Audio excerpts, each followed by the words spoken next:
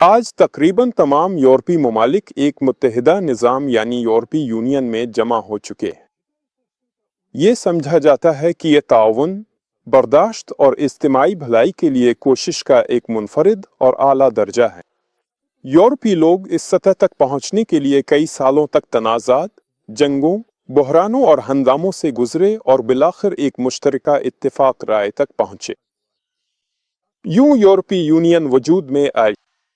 حقیقت میں جدید یورپی یونین میں کوئی نئی بات نہیں ہے۔ 19ویں صدی کے آخر میں بھی یورپ ایک متحد خطہ تھا۔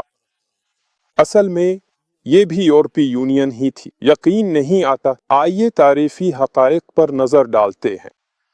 آئیے 20ویں صدی کے آغاز یعنی 1910ویں سال کو لیتے ہیں۔ یورپ کے نقشے پر کئی ریاستیں بنی ہوئی ہیں، لیکن زیادہ تر قومی ریاستوں پر ایک ہی خاندان کے بادشاہوں اور شہنشاہوں کی حکومت ہے۔ 20ویں صدی کے آغاز میں یورپ کے تمام بادشاہ آپس میں رشتہ دار تھے، اور صرف رشتہ دار ہی نہیں بلکہ وہ سب جرمن تھے۔ روس کے شہنشاہ نکولائی دوم خالص جرمن تھے۔ ان کے کسی بھی آباء و اجداد نے کوئی روسی نہیں تھا۔ سب کے سب کئی نسلوں سے جرمن تھے۔ برطانیہ کے بادشاہ ایڈورڈ ہفتم ساکسن کوبورگ گوتے خاندان کے جرمن تھے۔ ان میں برطانوی خون کا ایک قطرہ بھی نہیں تھا۔ بلغاریہ کے بادشاہ فرڈینینڈ اول، ان کے والد بھی ساکسن کوبورگ گوتے خاندان کے جرمن تھے اور والدہ بوربون خاندان سے تھیں۔ بلغاریہ کے بادشاہ فرڈینینڈ برطانیہ کے بادشاہ کے تیسرے درجے کے کزن تھے۔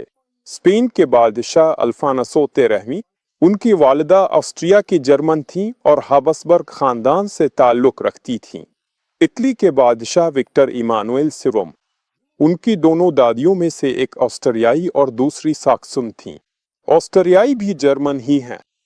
وکٹر ایمانوئل کا تعلق ہابسبرگ اور بوربون خاندانوں سے ہے جو آپس میں رشتہ دار ہیں۔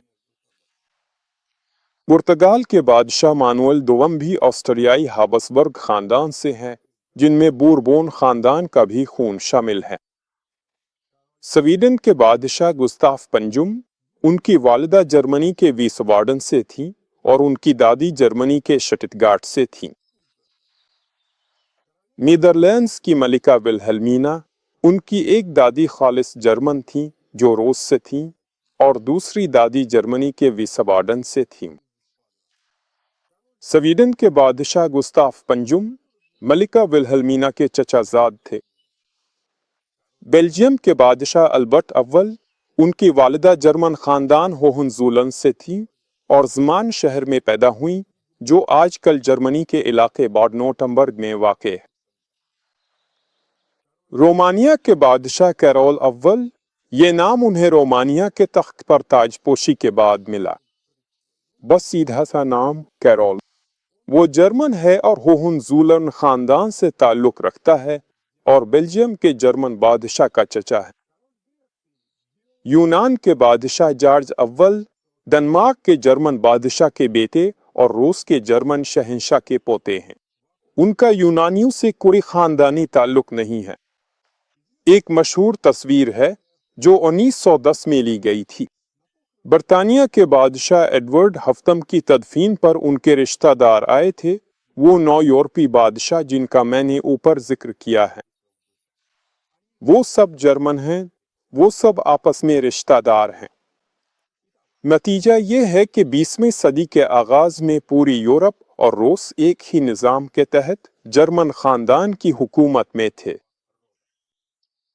آج کی ہر وہ چیز جسے عظیم کارنامہ سمجھا جاتا ہے، ماضی میں بن چکی ہے اور کئی بار بن چکی ہے۔ اصل میں کچھ بھی نیا نہیں ہو رہا۔